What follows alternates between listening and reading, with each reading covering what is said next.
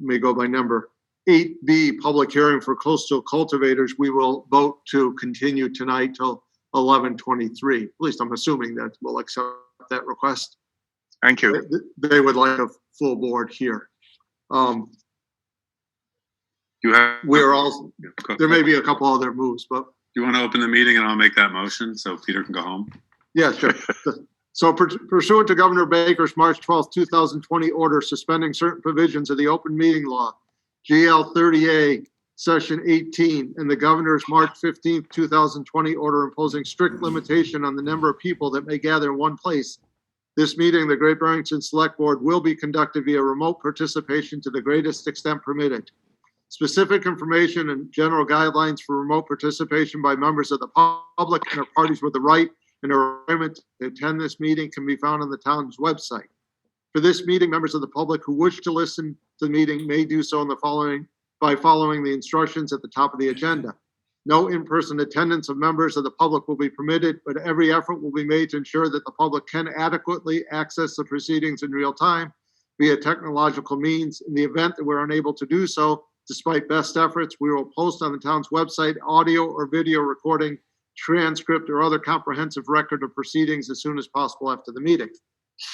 Pursuant to Mass General Law 7C 30A, Section 20F, after notifying the chair of the public body, any person may make a video or audio recording of an open session of a meeting of a public body or may transmit the meeting through any medium. At the beginning of the meeting, the chair shall inform other attendees of any such recordings. The town is recording this, and it's through tradition, the Berkshire Edge, Terry Calgill, will be recording this as well. Any member of the public wishing, and other people may be recording. Any member of the public wishing to speak at the meeting must receive permission of the chair. The listing of agenda items are those reasonably anticipated by the chair, which may be discussed at the meeting. Not all items listed may be in fact brought up, and other items not listed may be brought up for discussion to the extent permitted by law. So let's start. We will go a little bit out of order tonight, but I think this is for the public good. So 8B, do I have a motion? Yeah, motion to continue the special permit application from Coastal Cultivators LLC until the select board meeting of November 23rd at 6 p.m. I'll second. So I have a motion by Ed, a second by Bill. Lee, I know you joined late. Kate's not going to make it tonight. So Coastal is asked to continue this to November 23rd. Okay, thank you. So a roll call vote, Lee. Aye. Bill. Aye. Ed. Aye. And aye, it's a unanimous vote. Thank you. Thank you very much. Okay, we have the approval of minutes from May 18th and June 8th. Motion to approve. Second. I have one really minor correction in the Yes. June meeting, which won't require a new motion. Sorry. The minutes of the meeting at the bottom of page 3, the third to last bullet, just before item 6, it says there was a roll call vote when the votes were correctly recorded, but then it said it was 4 yes, and it says the motion does not pass 4-0. It should be 4-1. Okay. Just that little minor correction. Otherwise, motion to approve. And we have a motion, we have a second.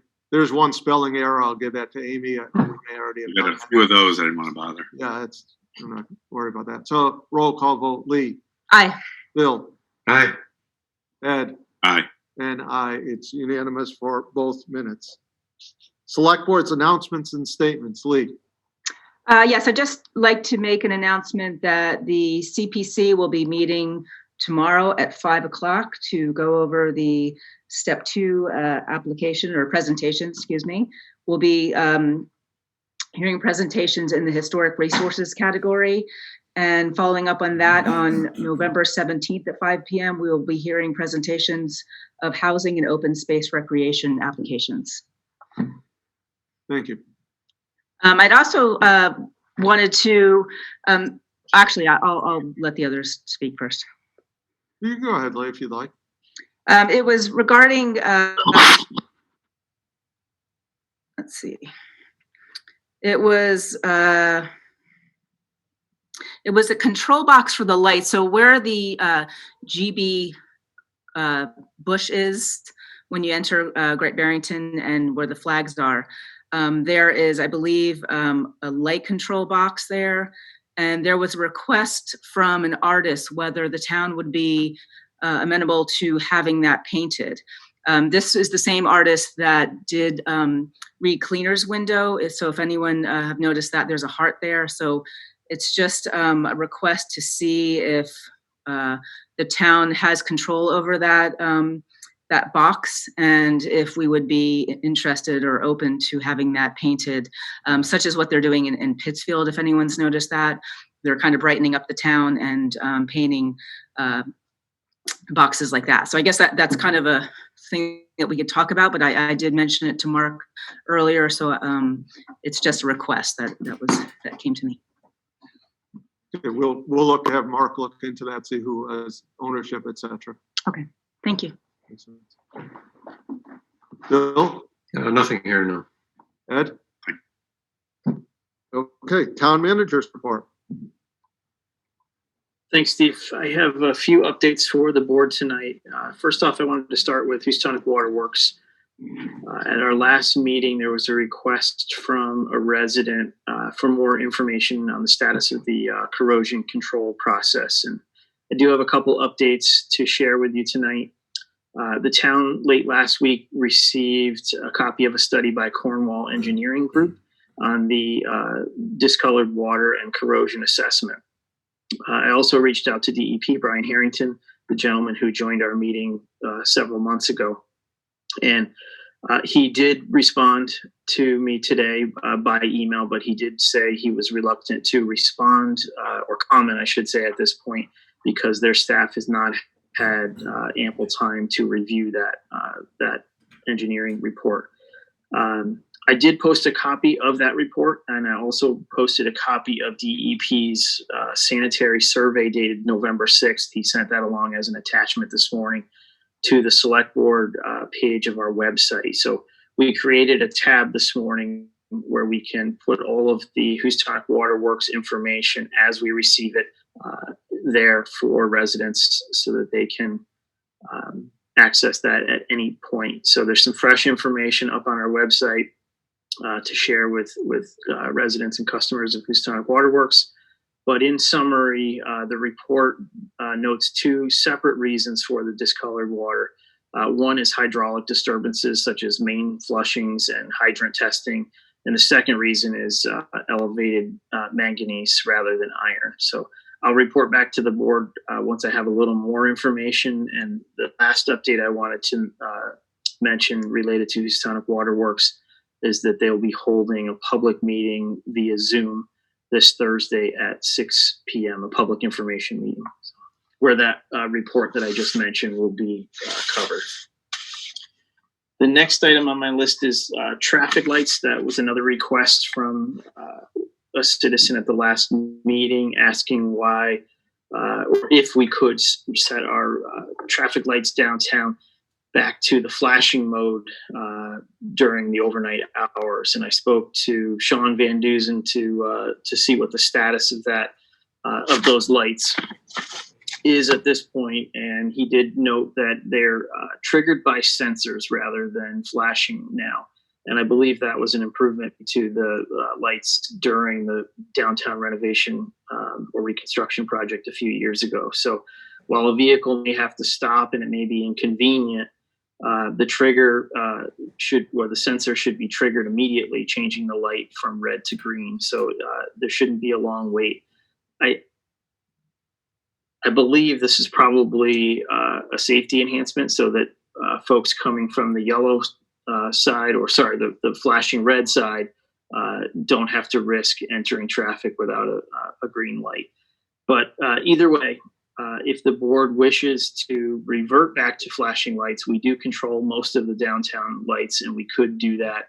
It would come with a cost, I would say roughly in the $1,000 range to get a company from Granby out here to reset the lights. It's about a day's worth of work.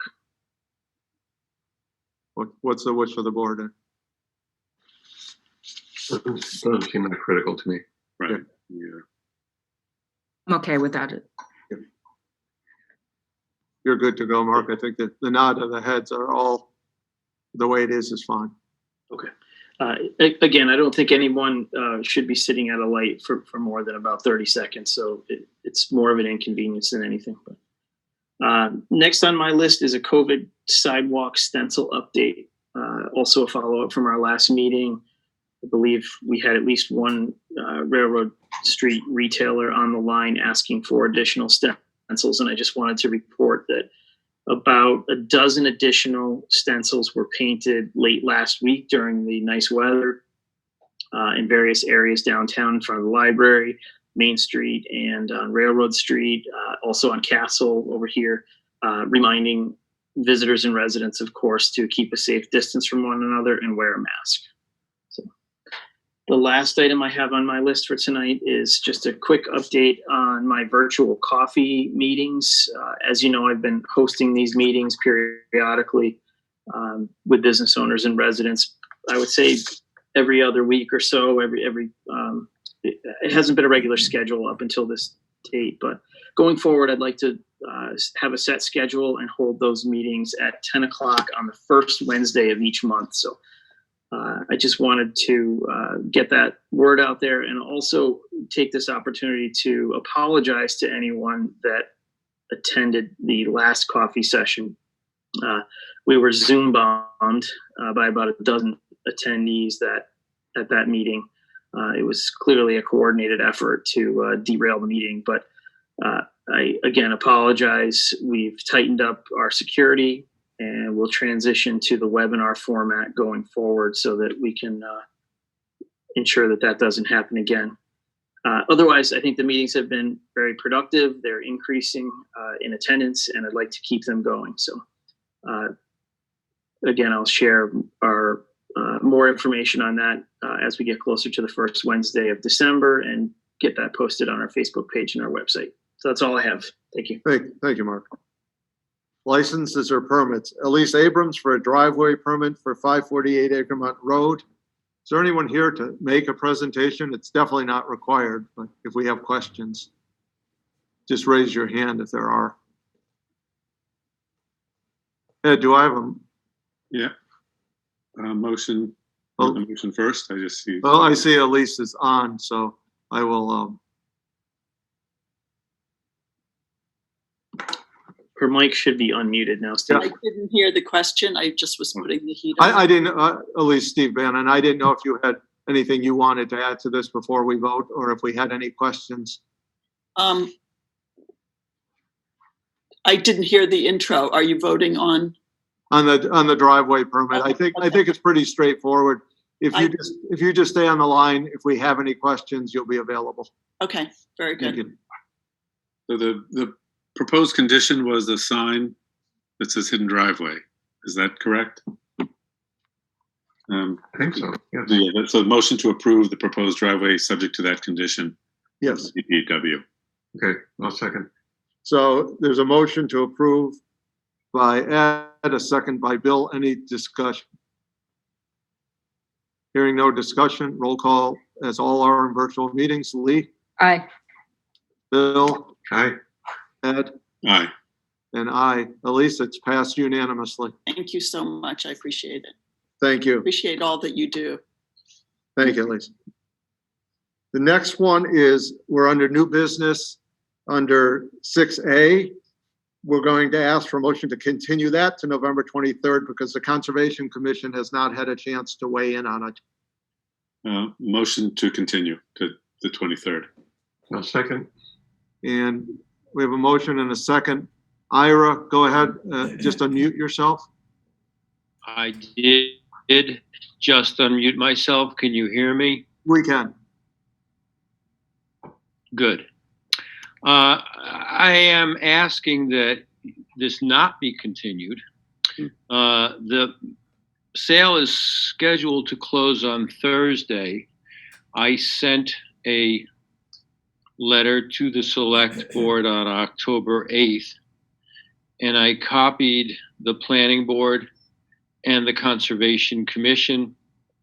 The planning board voted unanimously to not exercise its right of first refusal, or not to recommend an exercise of the right of first refusal. Of course, it's the select board that votes.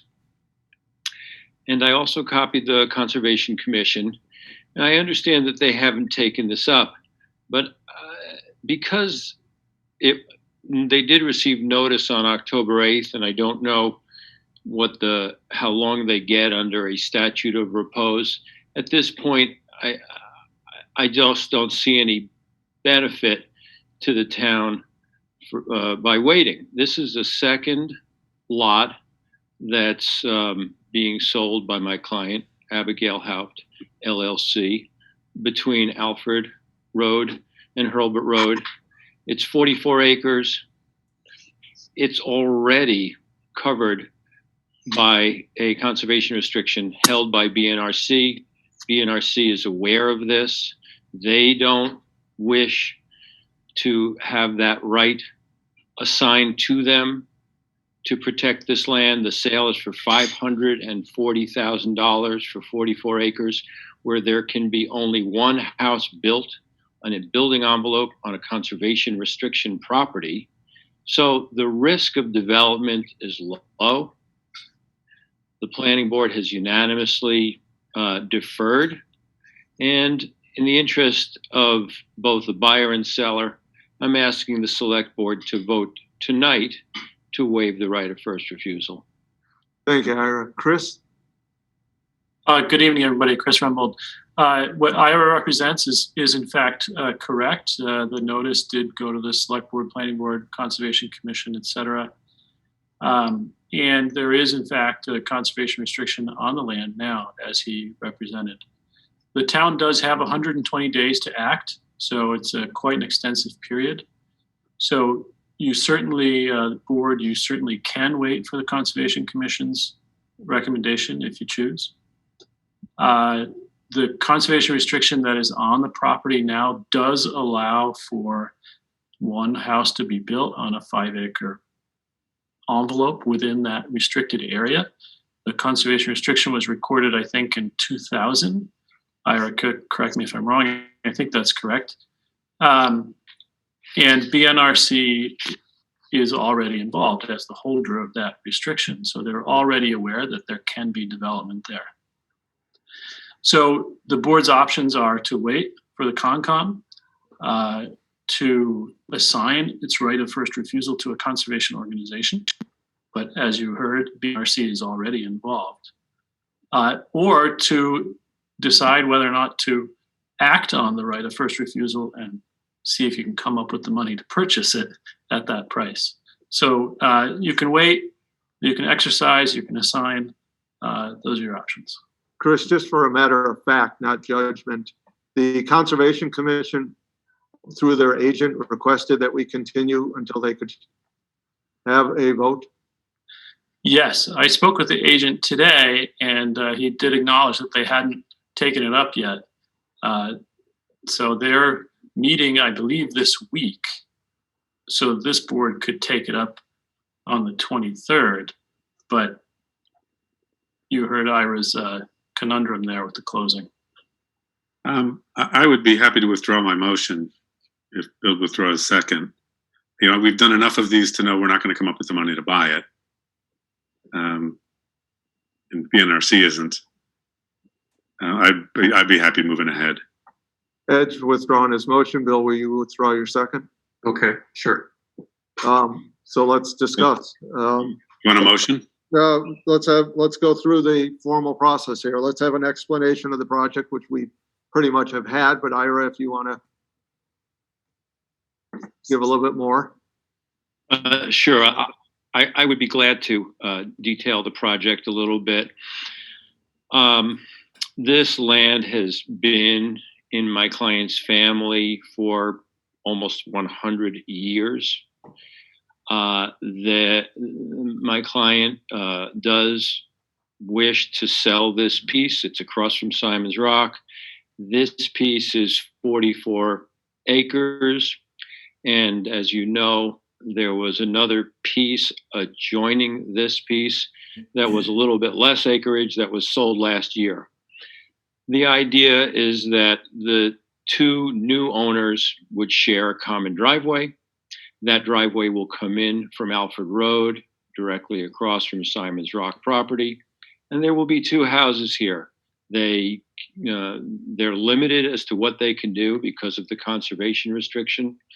But as we've said, the current purchasers scheduled to close this week have the right to establish a building envelope where they can put up a single residence and a guest house, actually.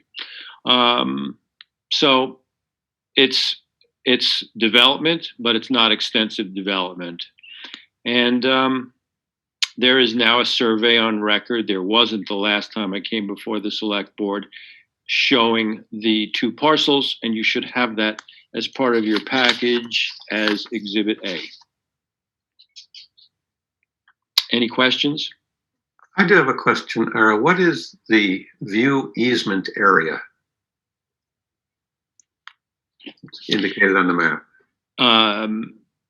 Yes, it is a restriction that will benefit the Lot 1 purchasers, making it impossible for the Lot 2 owner, Jenny Rains, to build anything in that view easement. Okay. Thank you. Any other questions or comments? Do we have a sense of why the Conservation Commission wanted to weigh in on this? That is there anything that we should be aware of that they feel that they need to weigh in on, or? All I know is that they haven't done it. They haven't met on it, Lee. There wasn't a red flag per se. It was just that they hadn't done it, and it's a typical practice to wait for all the boards to weigh in. That's all. Okay. It's not required, though. No. So going backwards, this is, just so everyone who's listening, this is a Chapter 61A right of first refusal to waive, transfer, exercise of the right of first refusal of Abigail Hall LLC property on Herbert and Alfred Roads comprising 44 acres identified as Assessor's Map 31, parcels 10 and 11, and portions of Tax Assessor's Map 31, parcels 12 and 13, also identified as Lot 1 on file DF 15, just so everyone is on the same page.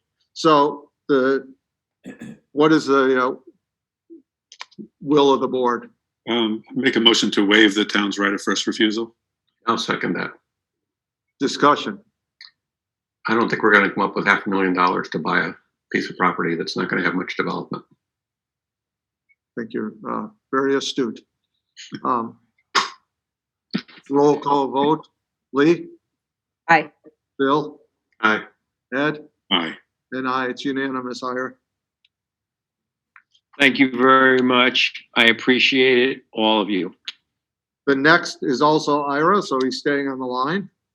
It's an agricultural preservation restriction, acknowledgement of notice from Mass Department of Agricultural Resources of the Commonwealth's proposed purchase of an agricultural preservation restriction at 180 to 190 North Plain Road from North Plain Farm LLC, and select board vote to reduce the notification period from 120 days to 60 days.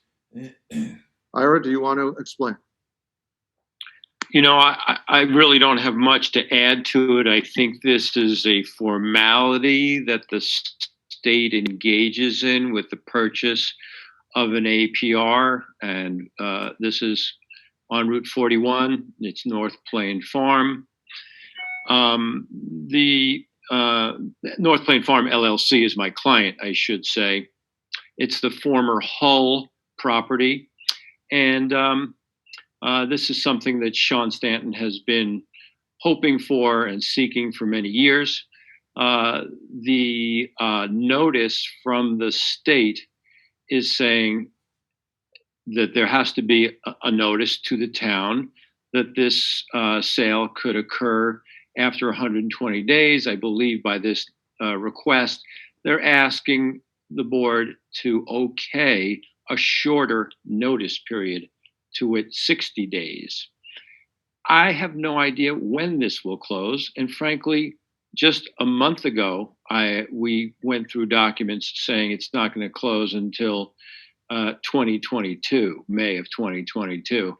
So it may be that more money has come into the APR program that they didn't really expect, and so now they're saying, okay, we might be able to close sooner.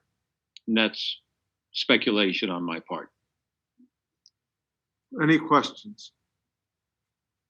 Seeing none, Ed, do I have a motion? Motion to reduce the APR notification period from 120 to 60 days and to authorize the chair to sign the consent to reduction of notice period form on behalf of the board. I will second that, yes. Any other discussion? Seeing none. Lee? Aye, yes. Bill? Aye. Ed? Aye. And I. It's a unanimous vote. Thank you very much. I'll mention on the prior matter, the Abigail Haupt LLC, I did include in the package a form for the select board to sign off on the waiver. Okay. Thank you, Ira. Thank you very much. Good day. Thank you. Just so I keep everyone abreast, we have 56 panelists and attendees at tonight's meeting. It would be 46 attendees. Right now it's 46 attendees and 6 panelists, so 4 people have either gotten bored with us or we've taken care of their business. Old business. We've been discussing this for, I think, 3 meetings, so I'd like to conclusion to this. Mark did an executive summary on the Zoom meeting format, and I'd like to put this to bed. And there are some recommendations, discussion by the board. Or Mark, do you want to say anything?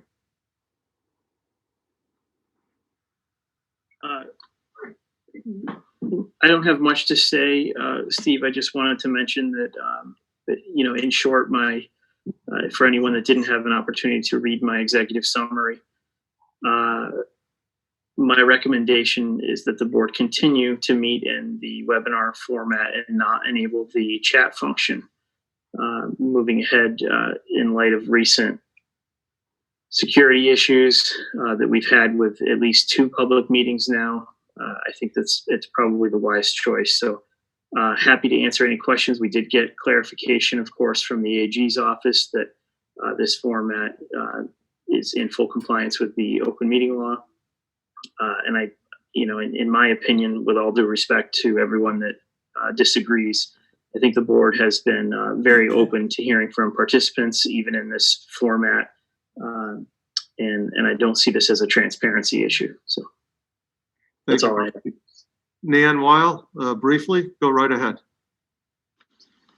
Yeah, I'm disappointed because I also was in touch with the AG's office and they said that using the chat function was in fact not a violation of OML. And I sent you the full chain, both Steve and Mark, of that communication from last week, and received another one today, also confirming that it was not a violation of OML law. So perhaps when you get these security things straightened out and you don't have Zoom bombers at your coffee clutch, which is wonderful, I like them, Mark, myself, that you might revisit this, because I think it's a very important issue. Thank you, Nan.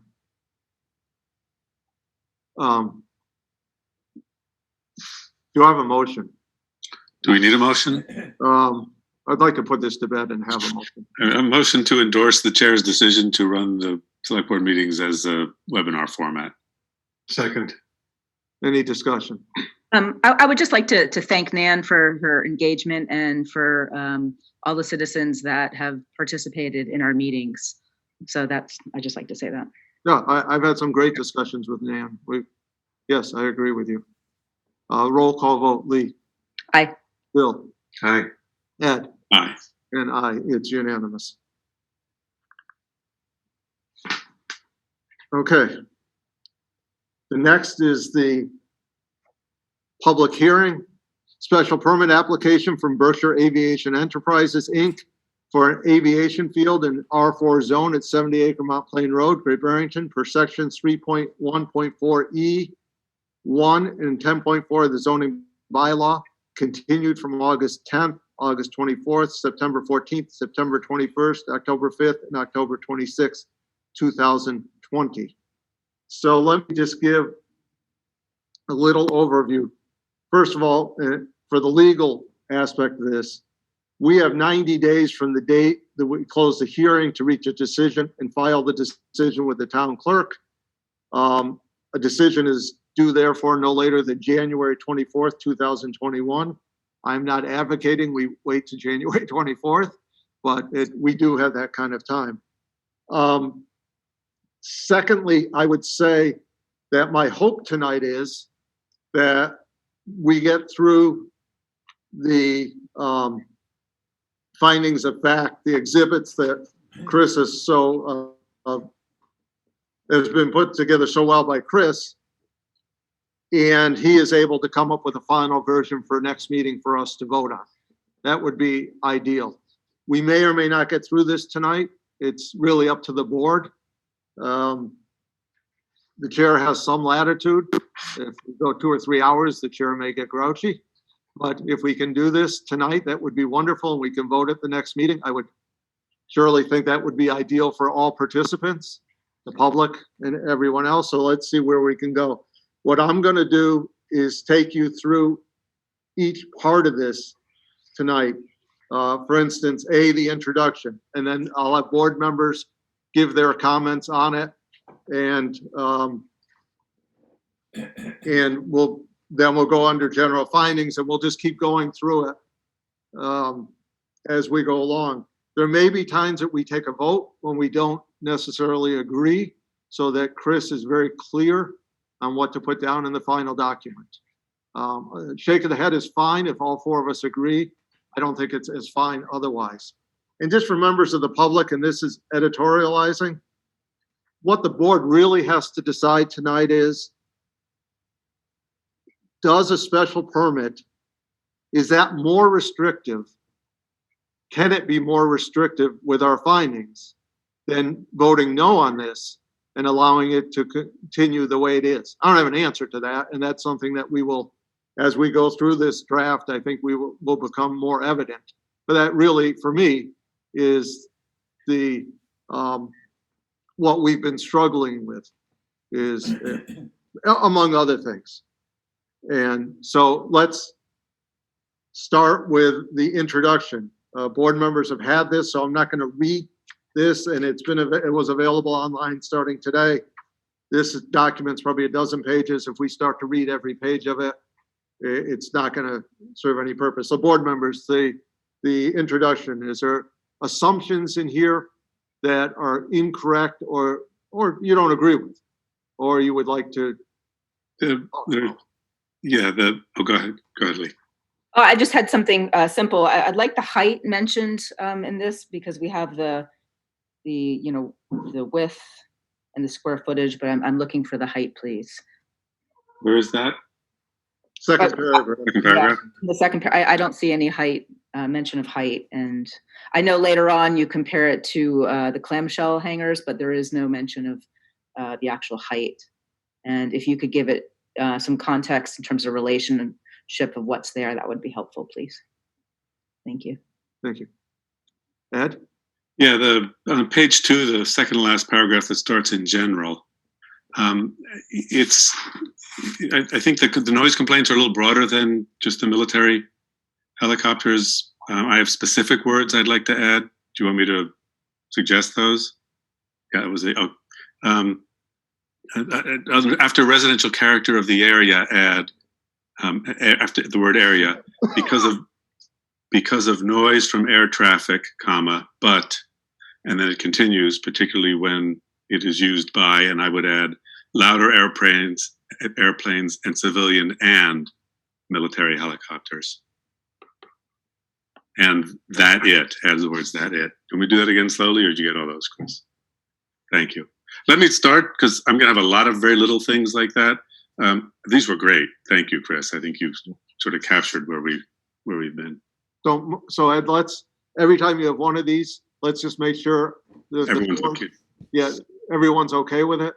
Yes. Not going to vote on every one of these, but if the board's okay with it, then great. So I don't see anyone objecting to it, so move ahead. Yeah, that was my note too. Thank you.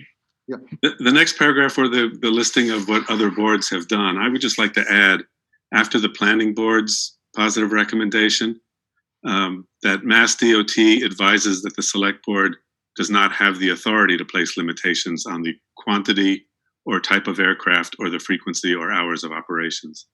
I know that is said somewhere else in the document, but I just want to put it right next to the planning board suggesting that we do those things. What page are you on, Ed? That's the very bottom of page 2. Chris lists the other board's recommendations. Okay, I see it. Thank you. Everyone's fine? Yeah. Go ahead, Ed. Next paragraph, but I promise I'm not doing every paragraph. The last sentence of the paragraph that starts with cites the characteristics.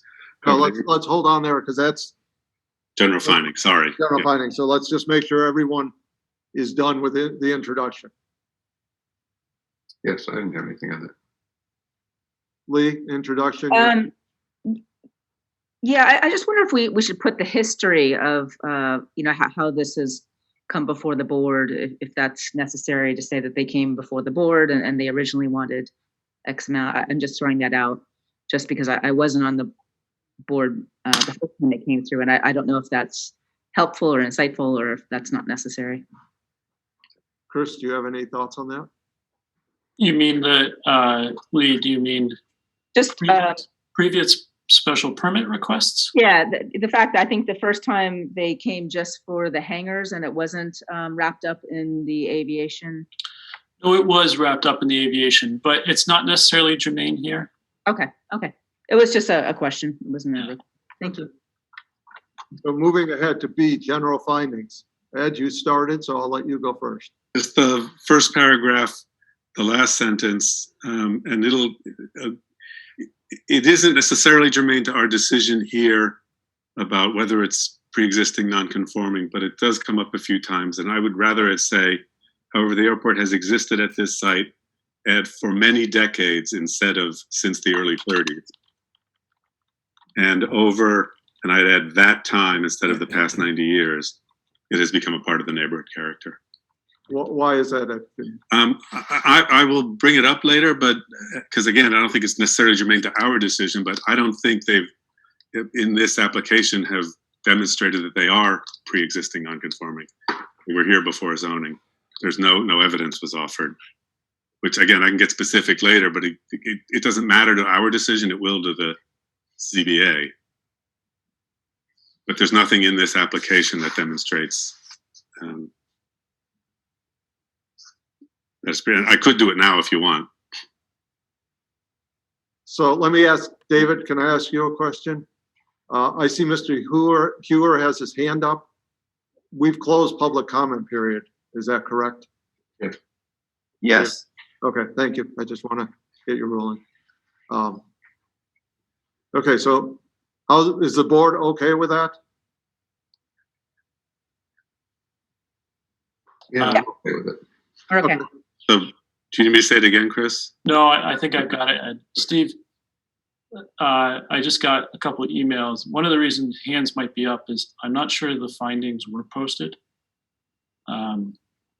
I think you mentioned on the website. I think people may have trouble finding them if they were posted. It wasn't in the packet. It came to us separately, Steve. And it wasn't posted? So that may be the issue. Okay, I appreciate that.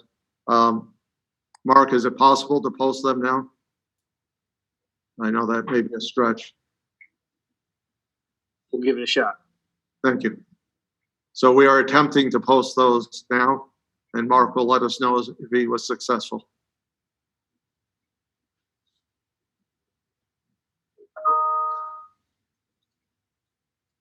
Okay, Ed, continue. So in the next paragraph and several times where we talk about the dimensions of the airport, So correct me if I'm wrong about this, but on their application on page 14, they said the airport was 87.8 acres. On page 6, it was 91.3 acres. In 2017, when they applied, it was 92.56 acres. And the Mass DOT Airport Master Record listed as 100 acres. So I'm not sure why or how we can know the size of the airport, which is germane when trying to figure out what percentage of it is covered. Unless, again, I missed something. I didn't see, there's no survey. I know there's a plot plan, or I actually didn't see the plot plan, but I'm taking your word for that. So if the board wants, we can provide a source for that site, for that statistic of 91.3 acres. It's based on the assessor's calculations and the information from the applicant's supplemental package. But we can cite that. Like, I guess. I'm okay with citing it because someone can dispute our facts, but at least they know where the facts came from. Okay. Ed, are you okay with that or not really? Yeah, because I don't think, yes, if they come to us for a water quality protection overlay district permit, I might ask for more specificity, but for this, that's fine. It's because, again, it's not germane to this decision. So that's fine. Just for the, I didn't verify the applicant's figures, but just using our own Munimapper data and assessor's data, and drawing it very conservatively, their numbers are accurate in terms of existing and proposed impervious coverage. So they're at least within the 15%, whether it's 12 or 12.5 is, you could dispute that, but I'm comfortable saying that conservatively they're within it. Okay.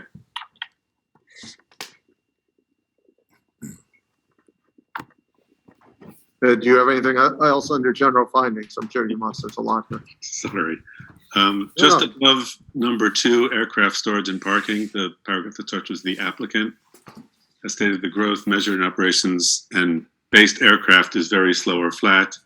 And it is, I would add, expected to increase very slowly over time, even with the new hangars, and get rid of not projected to increase significantly.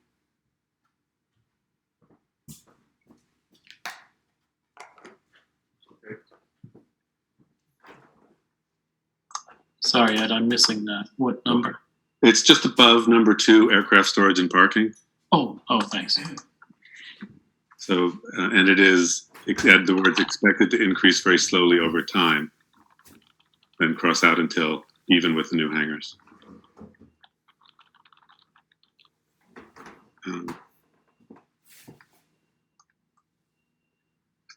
Assuming the board, please, Bill and Lee, interrupt you if you have any problems with this. Yep. Thank you.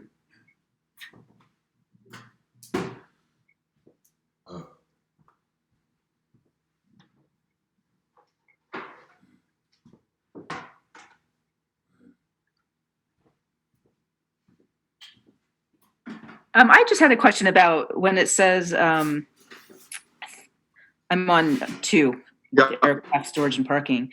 It says, according to data submitted by the applicant, there are 30 tie downs available on the airport grounds with 25 in use. And theoretically, many more tie downs could be created on the grounds. So that just, that's curious because I thought there's just a certain amount of tie downs. So that leads me to think that they could use, more field than we're aware of. So I would just like clarification on how many planes could they use with the land that they have?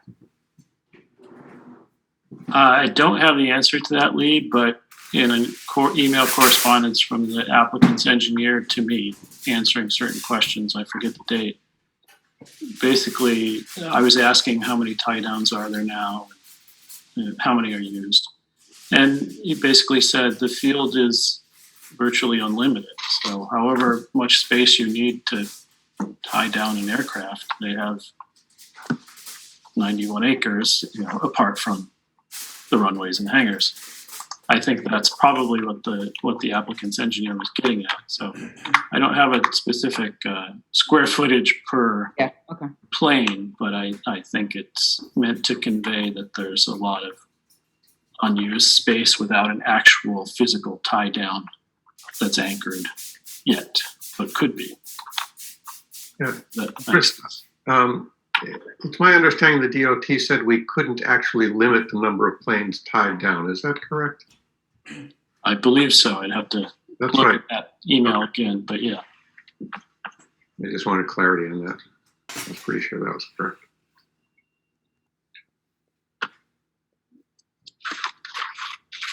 What else do we have under general findings? Under traffic, which is the next page. Yep, Later on, we're going to talk about where the runway hits Seacon Cross Road. So I would like to say there are no current concerns related to traffic safety, and then add other than where the runway begins at Seacon Cross Road, see below. What page are you on again, please? I don't have numbers on this. it is at the top, page 5. Oh, I see. Okay.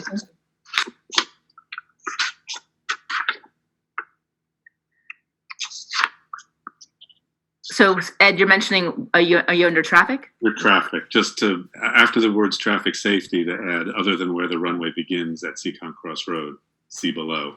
Because later on, Chris brings that up as something that's been an issue.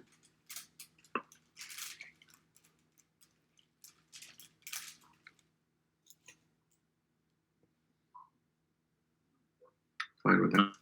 This next one's just a typo, Chris. Under proposed new hangars, 6 new hangar buildings, there should be an S.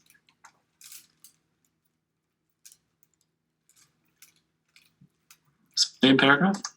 No, sorry. Proposed new hangar. Proposed new hangars Oh. under the heading. Thank you. Then I'm good until findings related to section 7.2. Okay, let's stay where we are. Any board members have anything under the general findings? So again, under proposed new hangars, Chris, if you could just put the height, please, there as well, Okay. please. Thank you. And if it's possible, just to say in relation to what's existing on the site.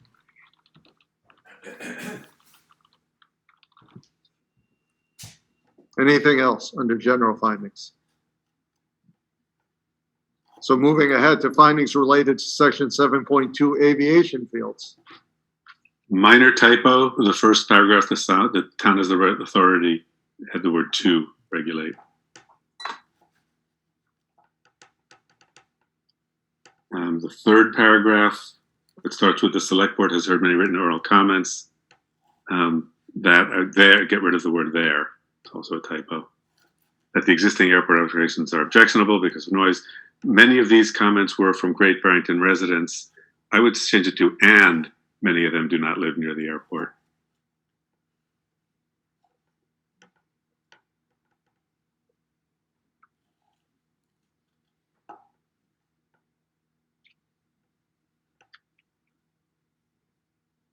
Anything else under findings related to aviation fields? I think this is still that. Yes, the next top of the next page, or the second paragraph of the next page, the select board finds. I would get rid of the rest of that sentence after the word finds, and then lowercase the hangars. So it should read, the select board finds the hangars would improve some, add the word some, environmental conditions by putting planes indoors on concrete floors without floor drains. Then the next sentence, they would not get rid of lead to more and add significantly exacerbate these, and it says objectionable conditions, even accounting for possible minor amount of fuel in the barrels of the hangars, which could be prohibited. And then add a sentence. Are you ready, Chris? I don't want to talking fast. You're writing fast. Then add the sentence, other environmental impacts of the hangars might include the loss of agricultural land, impacts on the viewscape, and increased impervious surfaces, even if below the WQPOD threshold.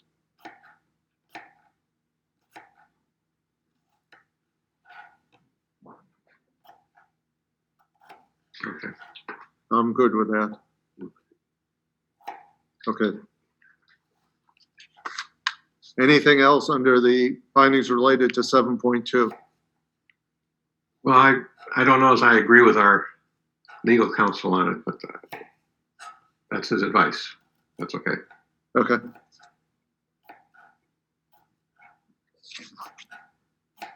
Moving ahead to findings related to section 9.2, the Water Quality Protection Overlay District. The next page of that, middle, its paragraph starts with, or the page starts with consists of any, that should probably be activities, not activates. Where's that? We lost you. Oh, the next page, under findings, the top of the next page, the first word is consist, I think. Oh, you know what? Mine moved around. So ignore that. The finding relative to item 1. Thank you. Are you under D? Yes. Section D? Yeah. And then after the 1, 2, 3, findings relative to number 1, like the third line, the word activates should probably be activities. It's just a typo. Got it. Steve, can I just jump in for 1 minute? Yes. I just wanted to note that the draft findings for anyone that would like to follow along is now posted where we normally post agendas and packets on our website under the select board tab. Thank you, Mark. Steve, do you want to let everyone know where we are once they find it? Yes.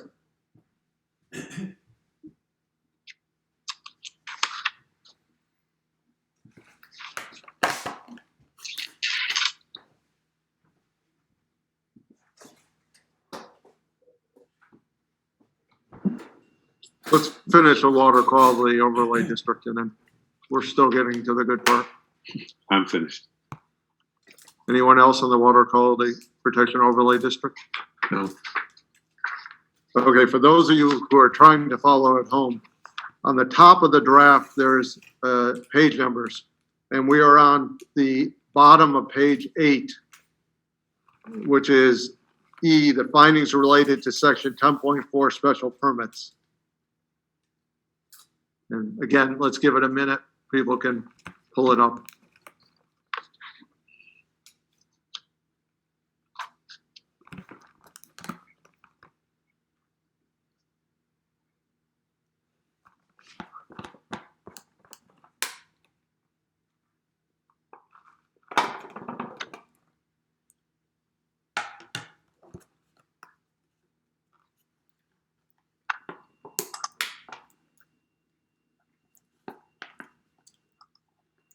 Okay, once again, we're on page 8, findings related to section 10.4 special permits. Board, go right ahead.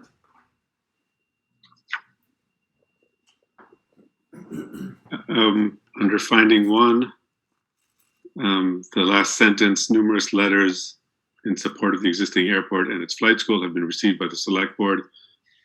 Somebody disagree with me if you do, but I would like to add overwhelmingly from non-Great Barrington residents. My only problem with that is without the facts.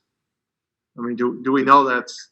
We do from the letters that we received that had addresses. 5 did not have addresses. 2 were, other than those 5, 2 were from Great Barrington. So a maximum of 7 of the 30 something. So let me play devil's advocate. Is that germane?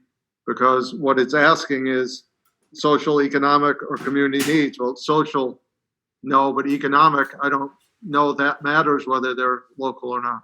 Devil's advocate question, not necessarily agree with it. Lee, go ahead. Well, I was just saying that we mentioned that some of the complaints about noise and they weren't necessarily abutters. So I think it's only fair to maybe specify that some of, a lot of the letters weren't from Great Barrington residents. So That's a fair argument. Yeah. You okay with that, Bill? Yes. Okay. Move ahead.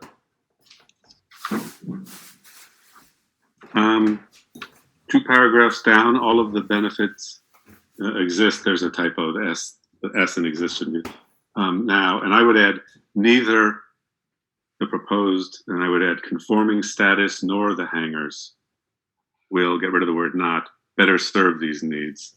Yeah, I think that's important because that's basically what the special permit is for. Yeah, Ed, where are you again? I lost you. The paragraph that starts all of the above benefits. On page 9. Ed, could you read that sentence? Yeah. As you propose it? You want me to read? Yes. All of the above benefits exist now. Okay. And neither the proposed conforming status nor the hangars will better serve these needs. I have another sentence I added. Similarly, the applicant states that operation of the hangars will not necessitate significant increases in airport staffing.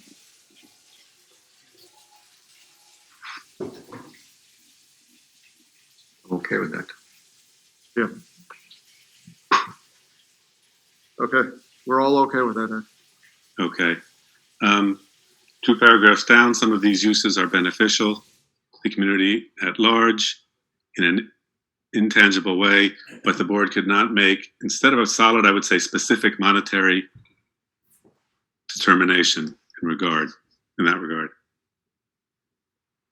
Certainly some of these activities, as well as proposed hangars, benefit only I would add after the owners and the users, most of whom are not Great Barrington residents. And get rid of and owners of the facility, but not the Great Barrington community at large. So do you want me to read that Yes, through again?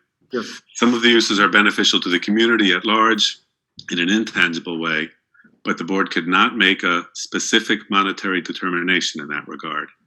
Certainly some of these activities, as well as the proposed hangars, benefit only the owners and the users, most of whom are not Great Barrington residents, but not the Great Barrington community at large. That's clear. Anything else under 1? Let's move ahead to traffic flow safety, including parking and loading. So Page 9. Still, Chris gave us a question. yes, What about safety on the airfield? And I put in an answer. Okay. There is no fence or anything else planned to keep people in cars or on foot from crossing the runway to get from the hangars to the airport office. Where do you want that at? What's that? Where do you want this? Oh, and another finding under traffic flow. Okay. You want me to say it again? Please. There is no fence or anything else planned to keep people in cars or on foot from crossing the runway to get from the hangars to the airport office. This creates a potentially dangerous situation. And let me know if that last line is too much editorial. Okay, thanks.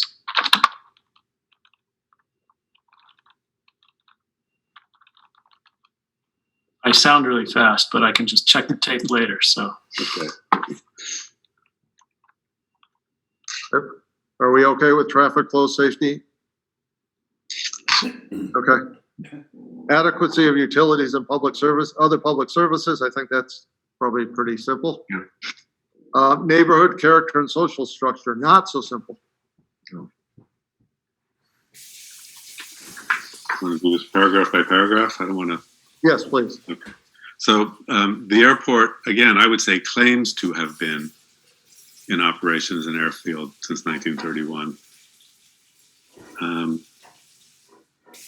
And then that would be a ZBA decision, I would add, but no evidence was presented, get rid of in the public record indicates, no evidence was presented that the use of this site as an airport predates the zoning bylaw.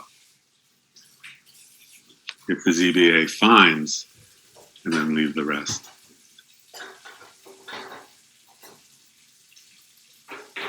Fine with that. Yes. The third paragraph under there, the proposed hangars are relatively large compared to a typical single-family home. I would say, wow, compared to the size of, compared to the size of dairy barns in the area. So I'm adding the word wow, getting rid of but, and then adding the size of, getting rid of dairy barns in the area, or compared to large residences also in the area, these are not necessarily out of place, comma, but they are industrial in appearance, which does not fit in with the character of the neighborhood. period. In addition, the lighting and quantity of the hangars ensure that lowercase their placement and arrangement as shown in the application will be visible. The lighting, sorry, the what? Okay. In addition, the lighting and quantity of the hangars, or lighting of and quantity of the hangars, ensure that, and then the rest of their placement.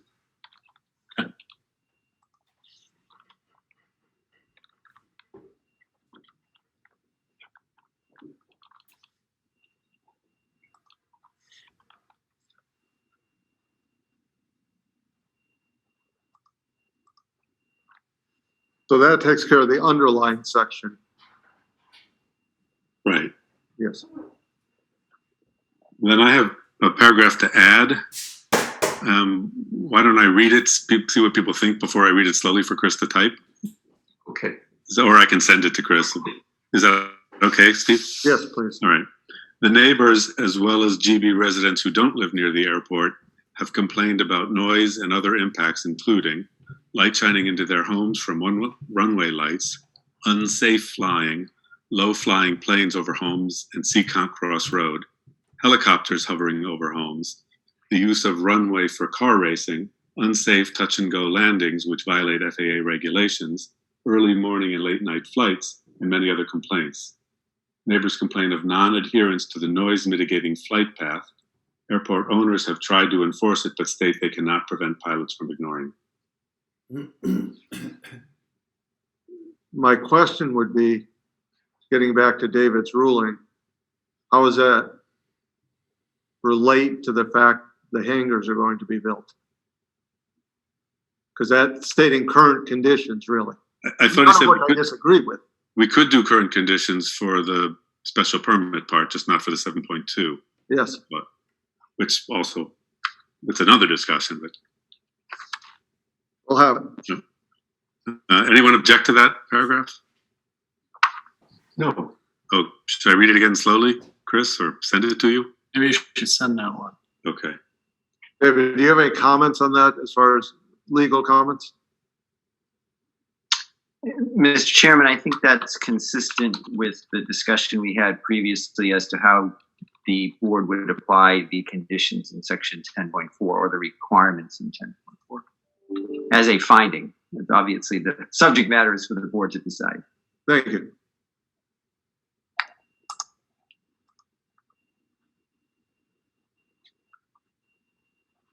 So I think the board members, again, are fine with that. All right.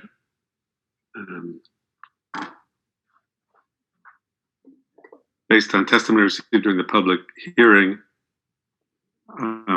is the next paragraph. Get rid of the word however, and the select board, get rid of also. The select board finds that, get rid of significant, growth at the airport. So let me read that again. Based on testimony received during the public hearing, the select board finds that growth at the airport beyond its current level of use and type of operations, including types of aircraft, could, add the word further, detract from the rural, residential, agricultural character of the area, and everything else is the same. Good. Yep. That's it for that section. Okay, so anyone else on the board with that section? No, he's gotten notes. Impacts on the natural environment. So the first two paragraphs are fine. I added a third. Neighbors complain about vibration and Third. light and noise. There are 3 paragraphs now. Sorry. Right, between the second and the third. Okay. Neighbors complain about vibration and light and noise pollution caused by airport operations. Any future increase in airport activity, even if minimal as predicted by Mass DOT, is likely to increase this environmental disturbance.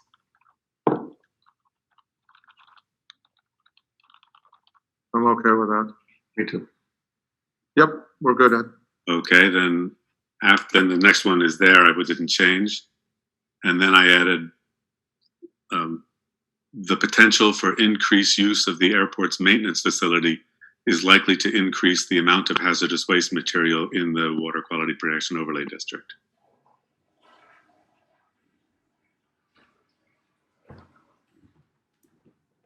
Okay, Yes. I And have that point. then the final one, and somebody stop me if I'm wrong on the facts here. There is a gas pump that is available 24 hours, even when the airport is unstaffed, and there will be barrels with waste gasoline inside the hangars. Both pose a risk of spills which may not be reported. Is that waste gasoline or waste oil? So they had they were going to put a barrel in the hangar, so when you tested the gasoline in the gas tanks for moisture, you could then dump that out somewhere. So I assume those will be built in a way that they're unlikely to spill, but there's no.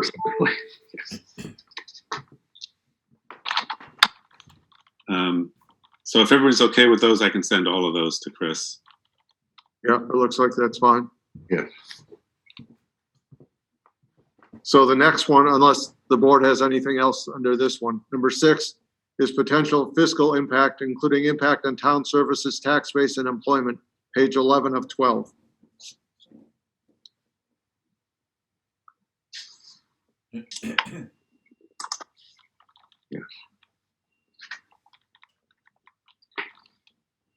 Hold on. I don't have anything there. I don't have anything there. Lee, anything on that one? No, I mean, I guess I had a question about the last sentence in the paragraph that begins, on the other hand, comments received by the board. It says, sorry, it is, it's a tough sentence to read. Sure. On number 6, the potential fiscal impact, Yep. under finding 6, 1, 2, 3, on the third paragraph. Yep. Which begins, on the other hand, comments received. The very last sentence, when it says, while this is speculative, there has been no evidence presented for these claims. It is not reasonable to assume that future buyers will not be as bothered by airport as current owners. So are we saying that because they know what they're getting? No, it's a, How does that? don't trip on the double negative. Yeah. I think what he's saying is future buyers, if current residents are upset by these things, future buyers are likely to be also. Okay, so I just, is there a way to? I will try. I'll go back to the minutes and. Yeah, I mean, I guess it's just if there's a way to clarify that, just so it's not tripping Okay. people like me up. No, that's a mouthful. Yeah, thank you. Okay, now, moving to section 10.4 findings.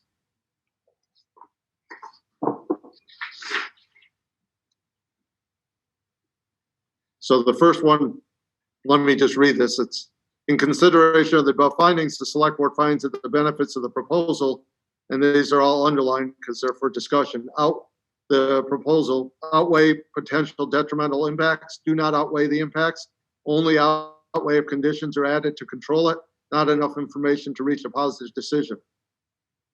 The select board finds that certain conditions are required to ensure that overall benefits continue to occur, and that potential detrimental impacts are minimized and eliminated where reasonable.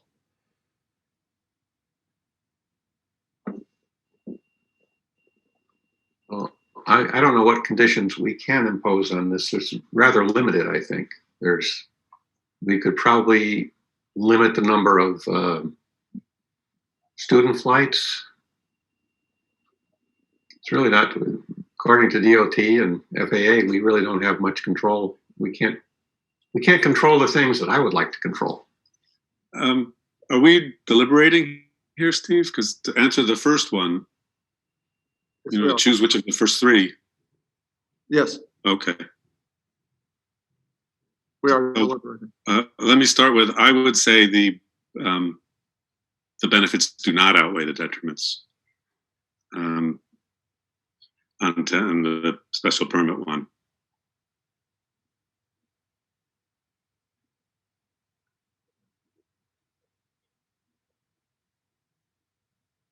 I would tend to agree with that.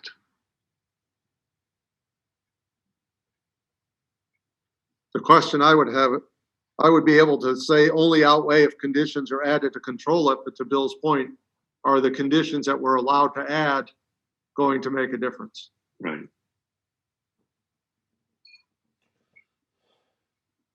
I don't think so. I'm with him.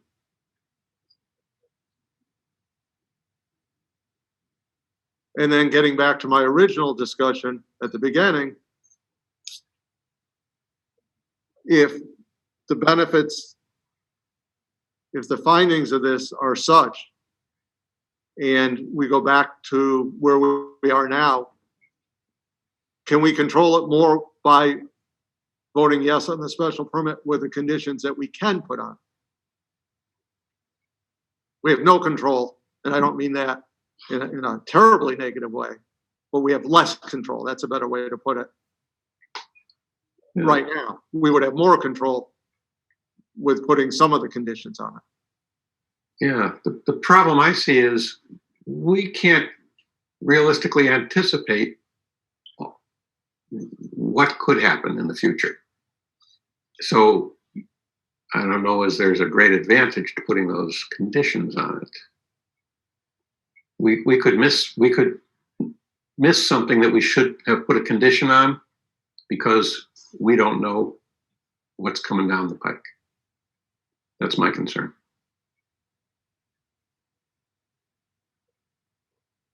Well, we surely can do some limitations on length of runway, which is limited right now anyways. On expansion, which is somewhat limited right now. What I think you're referring to, Bill, is number of flights, times of flights, etc. And the number of planes in general that are kept there.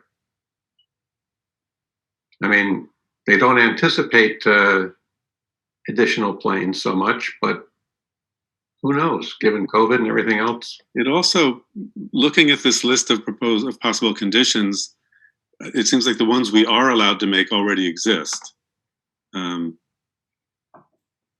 Yeah, they can't increase the length of the runway anyhow. Right. They need to go to the planning board when they need to go. They, if we want them to prove their 61A, we can ask. Expansion of buildings more than 250 square feet. If they don't have the special permit, they need to do that for any building. And the temporary entertainment events, we give them that right anyway. So I would stick with do not outweigh the detrimental impacts. Yeah, I mean, I just think there's too many things that we can't know to say, okay, you're an airport. Lee? I agree. I agree with what's being said. First, do we move on to the conditions? Sorry, Steve, say that again. Do we move on to the conditions? Not if you were going to make a finding that detriments outweigh benefits. That's why I asked. You wouldn't. Clearly, this has to be unanimous. It's not unanimous in favor. Right, because it's a 4-member board at this point, it would have to be a unanimous vote to pass a special permit. So there's no really reasons to get into the conditions if you all seem to be on the same page with the overall finding. So then, I'm sorry. I'd suggest if the board would like these cleaned up with the edits and the ones that Ed just emailed me, we could do a red line version of this and send it back out, make sure you're all on the same page at the next meeting before you take the formal vote. Is that both? If I may concur, Mr. Chairman, I would like to state that I do with Okay, that's Mr. fine. Rimbald's suggestion. Okay. I was asking the both of you to make sure everyone was on the same page. And since they are, I think we are through this section of the agenda, unless somebody from the board has something else to say. I have one statement and a question. But Chris, the emails I sent eliminated my color coding. So if you can't figure out which words are added and which are deleted, let me know and I can redo it. And then do we need to address 7.2 or do we wait till we're voting at the next meeting? Well, I don't think we need to address it. Since they asked. That's maybe fair, they- Mr. Webb. Well, if we found that the, benefits don't outweigh the detriments. Mr. Chairman, if I may, it seems that on the issues that are the ultimate question, to use a phrase, Yes. the board would be, based on the proposal to review a further draft, making that determination at your next session. 7.2. Because some of, I think it would be appropriate when doing so, probably to refer to at least some of your findings when making that ultimate determination. So I think to keep the proper order, it would be preferable to not make any ultimate determination at this session. Everyone's okay with that and clear on that? And also, though, there was a request, and again, it's because they asked a request for a waiver of the traffic study. I don't know if that is now moot, or do we actually have to vote on that? I think you've made findings, or you've discussed findings about traffic, and Okay. We did. it's the formality of asking for a study. I think you're past that. You've addressed traffic without asking for more information. I think that's probably sufficient. Okay, board, anything else before we move ahead? No. Mr. Dineski or Mr. Rumbold? No. No, Mr. Chairman. Thank you very much. Moving ahead, citizen speak time. A reminder that any special permits, which we have a couple going right now, cannot be part of citizen speak time. So please raise your hand if you have anything you want to speak to the board about.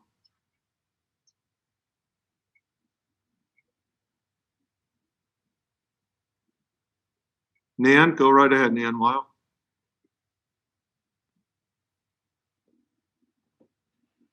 Just unmute yourself, Nan. Thanks, Steve. At the risk of boring you guys to death, I would like you have put the discussion to bed for the present about the Zoom meeting, and I would like you to put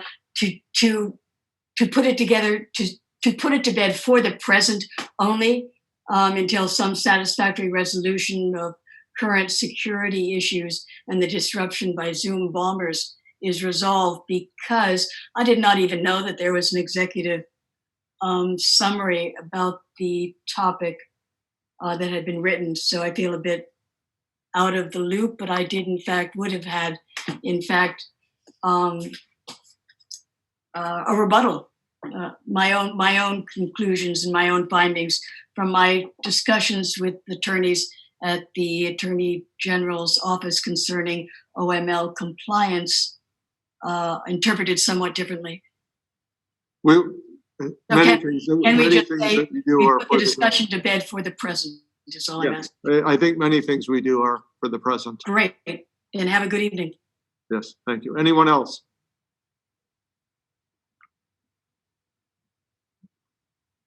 Seeing no one else. Select Board, Lee, Nothing for me. Bill, Ed, No. and I have nothing. Media time.